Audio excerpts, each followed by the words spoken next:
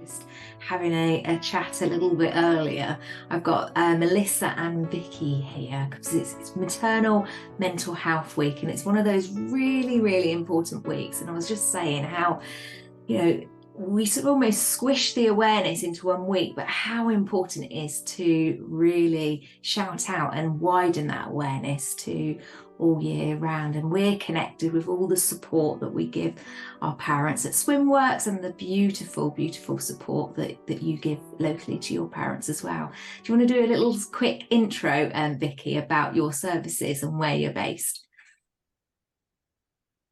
Yes, so I'm Vicky and got Melissa there below. So we run Beyond the Bump Warwickshire, and we also have Beyond the Bump Hub, which is a brand new pregnancy postnatal hub in Leamington Spa. Our whole ethos is about providing continuous care and support for mums and parents and families of Warwickshire.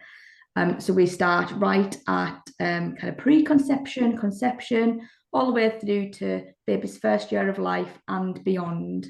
And for us, it's all about being able to have that support. I think we're all very aware that the maternity care system is stretched right now. And I think having that support and somewhere to go, and having that safe place that feels comfortable and safe for you is really important for us. Yeah, no, definitely. And maternal mental health are one of those sort of like tags that, we say mental health isn't just about mothers. It's actually for everybody, isn't it? It affects everybody, really. And we've all got stories ourselves as well. Melissa, I know of your amazing antenatal background. You've got lots of sort of knowledge. Why is in particular highlighting maternal mental health so important? I think because everyone either is or has or knows a mother, so they're going to be impacted in some way, regardless. Everyone out there right now might not know it, but they probably know a mother who is suffering, and they're probably suffering in silence. So that's huge, just providing that support. And we know, all the research indicates that maternal mental health, so mom's mental health, is huge. It can impact bonding with their child, which then in turn can impact how your child develops and meeting their milestones. If you're missing those cues from baby because you're struggling yourself, then that's going to have a huge impact on baby. And we also know that can really impact your relationship. If you're struggling, then anyone in the home with you is potentially going to be impacted by that as well, because you're not going to be sort of the best version of yourself or able to do the things that really you would want to do. So it impacts everyone. It impacts the entire family, and the knock-on effect. I mean, maternal mental health isn't just for when you have a brand new baby or an infant, although it often starts there. But maternal mental health can impact, go up and down with it throughout your entire life, post birth and once you have kids.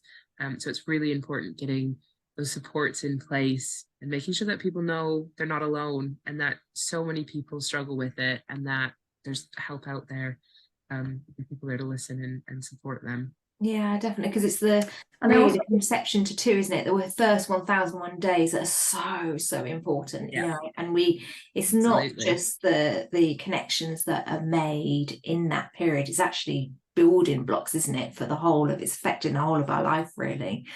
Sorry, Vicky, were you going to say something there? Yeah, I was just going to add in there as well, also preconception. So, we're seeing more and more about loss being discussed in our classes. And I think, the more that we talk about it is fantastic. But I think that, maternal mental health is an issue preconception, and that those people are probably suffering in silence because, not everybody, it's a bit of a taboo subject still. And we're really trying to kind of shake that a little bit. We've both experienced loss, and we're very open and honest about that. And it is, generally about supporting from preconception. Yeah, as you say, a lot of people focus on the baby, but as you say, it affects everything as well. And we've all got sort of stories to share. But Melissa, I know during COVID you had your little one, and it was quite an isolating time, isn't it, for everybody? And it must have really had a lasting impression and an impact. It did. We had our little girl Ophelia came on the first day of lockdown, and she was early. She came at 33 weeks. So it was really unexpected. We weren't prepared for it. Quite traumatic because we didn't know what was going to happen. And we went straight into a lockdown. So we went, not only was she early, we all were just thrown into this world of, she was in Skaboo for 4 weeks. Wow. And we had zero support. Because the doors sort of shut, so the outside world wasn't, as everyone knows, kind of wasn't allowed coming in. So that was really difficult. And then kind of 4 weeks later, we got sent home with this teeny tiny baby. She was 4 pounds when she was born, with this teeny tiny baby.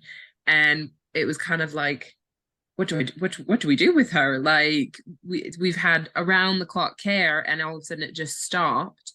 And GPs were closed, health visitors weren't visiting, midwives weren't visiting, family and friends weren't allowed to visit. My family's all in Canada, so we have that extra element of not knowing when we might be able to see anyone.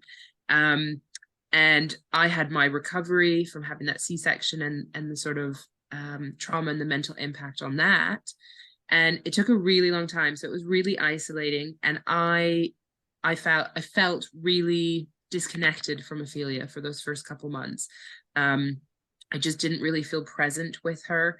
And in a way, lockdown was kind of a blessing in disguise, because my husband was furloughed. So of course he was there all the time with us, and he was able to take sort of some of that load and some of that burden from me, of that general day-to-day care and that support.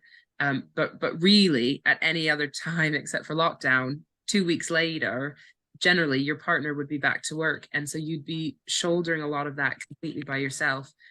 So it took a really long time, one, for me to probably acknowledge that maybe there is an issue, and I started kind of reaching out and asking for help, but through a combination of things. One, lockdown, so just nothing was available, and two, I think even when we're not in lockdown, there's just not a lot there for maternal, unless you are at the really, really severe end, like psychosis end of sort of postnatal mental health.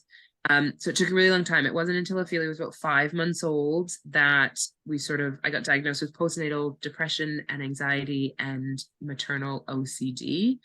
And eventually then was able to start, I had some therapy. Again, it was sort of online and on the phone because COVID. So that was, it was helpful, but there was that missing element of that sort of face-to-face, and trying to do these sessions and like being like, yeah, here's my baby. And they'd be going, okay, just do this with her and just do that. And you're like, okay. So I think that made, I guess, recovery, I don't know if that's the right word, but that healing aspect of it was probably slower than it could have been, because that support just wasn't quite there. It wasn't quite maybe what it should be. And I think, like Vicky said, the maternity care system in the UK is definitely struggling right now, and that extends to postnatally. And what we're seeing right now is that there is, if you're on the extreme end of maternal mental health, you get that support, you get to see the teams that you need to, but of course there's so many people that need that support, so they have to have a cutoff somewhere. So you get seen, then they go, you're probably not like all better, but you're better enough that we're now no longer a score, isn't it? And they can only support, as you say, the extreme. Exactly. But then what happens is that people are sitting in sort of that midline being like, okay, maybe I don't quite need that intensive support, but I still need something. And that then, I think where it really fell down for me was like, now where do I go? Who do we see? And that's sort of where I think Vicky and I want to be in terms of giving that support and putting something in there, so that people can, you know, have that high level intensity. Once that sort of backs off, we are that next step down to be there and to hold you and to support you for that. And I think you just touched upon that something there, Melissa. So when you said about your maternal OCD and anxiety, I think it's quite well known that, you know, there's postnatal depression, and we often see it's one end of the spectrum, and we talk about this a lot in our antenatal classes. So you're either expected to be fine, great, having a lovely bond, you know, you love this baby as soon as they come out, or the other end of the spectrum where you've got postnatal depression. But there's a whole realm of things that happens in between. I mean, you know, the OCD, the anxiety, the intrusive thoughts, even like the night sweats and all of that stuff that goes with that. Is this insomnia? Normal? Insomnia. Partners as well. We're talking more and more to partners who've suffered, you know, from their perspective in terms of anxiety after baby's been born. You know, and I just think we're trying to open up the conversation around what that might look like, and it might not look like, you know, severe postnatal depression. It might be something in between, and there's support for that as well.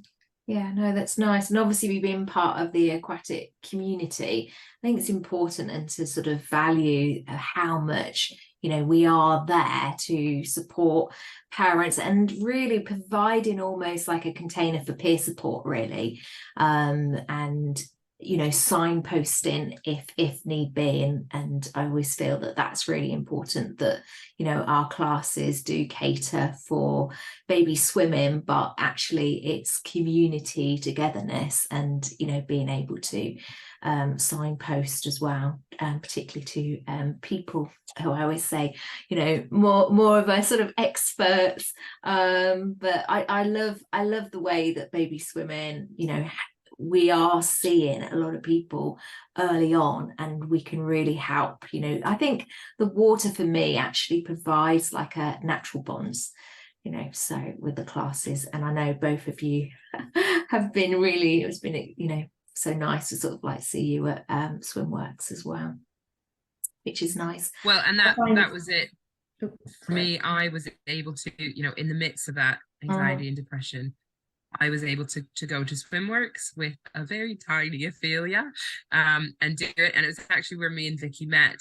Our initial meeting was in a Swimworks class. We had a term, and then it was really lovely because then you know, it was great in the class and we chatted and we saw that, and then all of a sudden I think we went to a different Adventure Babies class on land, different one, and it was like, oh, you again, yes, I recognize you. And it was just building those links, and like you said, the water is a really, I think, safe space. So I definitely felt able to take Ophelia to that swim class when there was possibly other classes that I would have been like, maybe not right now, which was lovely. Nice. Yeah. And Vicky, have you got any, so we can sort of round it up, any sort of top tips that are really nice that we can provide our parents or perhaps professionals listening around around mental health? Yeah, I think like we've kind of said all the way through this is opening up the conversation. It feels impossible, but getting out of the house and creating those connections. So I see, like you, Jo, I see an awful lot of people come to my baby massage, and it's the first class they've left the house for, and I really try and create that connection with them, and, you know, get mum to be present in the moment, because it's, you know, those classes are as much for mum, if not more so, than they are for baby. And I think we talk a lot in our classes about partners being aware of symptoms, being aware of how that might look or how might it present itself, and not being afraid to ask for help. So I think there's a huge stigma around maternal mental health. And I don't know if it's because it includes a baby and people don't know where kind of the line is drawn, but I think a lot of people don't ask for the help because they're not sure what the consequences might be. But I think there's a big thing right now on mums should be everything to everyone and do everything. And when you, I guess, admit that you can't do that and you can't be everything, that can feel really scary and really big and feel like you're actually letting down a lot of people. And that's not the case, but it can feel like that. Yeah. And I just think also with like social media and we're in this bounce back era, and I just, you know, we can all look at Instagram, and I say this in my baby massage class, we can all look at Instagram with their, you know, people wearing their beautiful clothes and their babies playing with the perfect toy, or, you know, mum's dressed up and they've got out on day 5 and they've gone for a walk.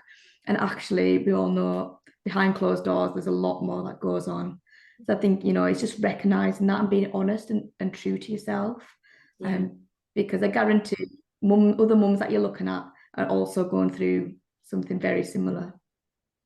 Yeah, definitely. No, that's lovely to leave it on. So I'll pop some links so everybody can find you and if reach out, really. I think that's the message, isn't it? That there are so many groups out there, and I think it's to find what feels right for you in that particular moment in time, really, and to not be afraid to seek, you know. So thank you. Yeah. Was it there?